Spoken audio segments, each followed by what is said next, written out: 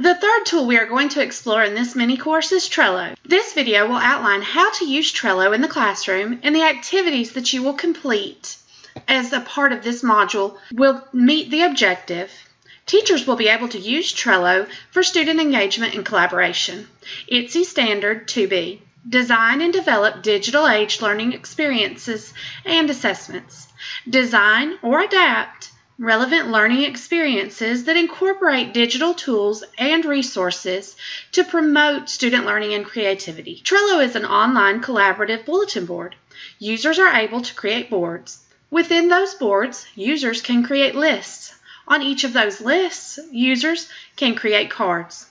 Each card can include resources, checklists, notes, due dates, and attachments. Users can collaborate with others to add to the cards. Cards can be moved quickly and easily from one board to another. So the first thing that you're going to do is open Trello.com. Once you are there, click on Sign Up to sign up for your free account. I already have an account, so I'll click Log In. Once logged in, you will see all of the boards that you have created. Boards can be color-coded as well as sorted into folders for organization. So all of your starred boards show up at the top. Then all of your boards are listed, and then I have two folders with boards inside of them. One is for at home and one is for at school. If you would like to star a board, it will show up at the top. I have a board that I am using as I prepare for back to school, so I will click on it. This is the board that I'm using, and I just named it School. Inside of the board, I have three lists: to do, doing, and done. Inside of my list, I have cards. One of the cards I have is chapter books, so I'll click on it so you can see. And I have attached a website that has a list of chapter books that I would like to read with my third grade student. So I can open up that link, or if I would like to, I can add a comment, or I can add another attachment or a due date or a checklist. There are many things that you can do within a card in Trello. So to set up a new board, you click on the plus and then click Create Board. Give your board a new name and then click Create. Once you have created your board, you can make lists such as to do, doing, done, maybe, and you can make as many lists as you would like. Within those lists, you can add cards. So once I've got my lists done, then I'm going to click Add a Card. So first I'm going to give my card a title. Then click Add, and I can go back to the card and it opens up. I can edit the description as well as give it a label. Your labels can be different for every board. So if I wanted to make things that are red be urgent, then I just click on the pencil next to red, change the title of the label to urgent, and now this is labeled urgent. I can also add a checklist, and I can title my checklist. As I add things to my checklist, you'll notice that there are check mark boxes. So as I finish, I can check things off.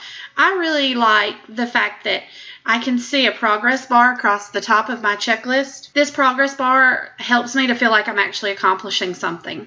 I can move the card, I can copy the card, I can subscribe to the card, and I can also add people to this card. So there are a lot of things that I can do. Now, if I wanted to move today's to-do list to done, all I have to do is click on it and just move it over and drop. It's as simple as drag and drop. Another thing you can do with the card is you can give a card a due date. So if I wanted to make this due tomorrow, then I click on the date and click Save. So now my card has a due date. If I go over here to the menu and click on Power Ups and enable the calendar, I can click on Settings, and I have an iCalendar feed. So now I will close this and click on my calendar. Within this board, I have a calendar showing me all of the cards and when they are due. This would be very helpful if I was using the board for lesson planning. If I would like to add the cards that have due dates from this board to my Google Calendar or my Apple Calendar, I can do that as well. I just go up here and click on Show Menu, click on the Settings, and then click Enabled under Enable iCalendar Feed. Once it's enabled, then you have a URL that you can go back and add to your Google Calendar or to any calendar service that accepts iCalendar RSS feeds. So these are just a few of the things that you can do. You can also change the background of your board by clicking on Show Menu, Change Background. If you have a basic Trello account, you can change it to any of these colors. If you have a gold account, then you can change it to any of the patterns and textures that they have, or you can click on plus and change it to a picture of your choice. To your cards to help them to stand out a little bit more. You can copy your board, you can print the board, you can link directly to this board, you can email directly to the board.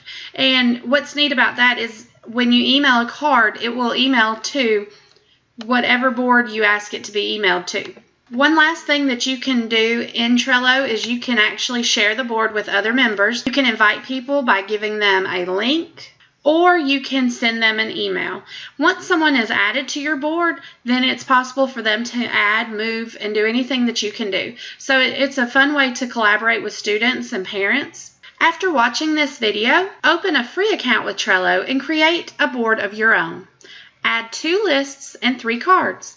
Practice some of the features we have discussed. Watch the next video about how to connect Trello to student engagement in your classroom.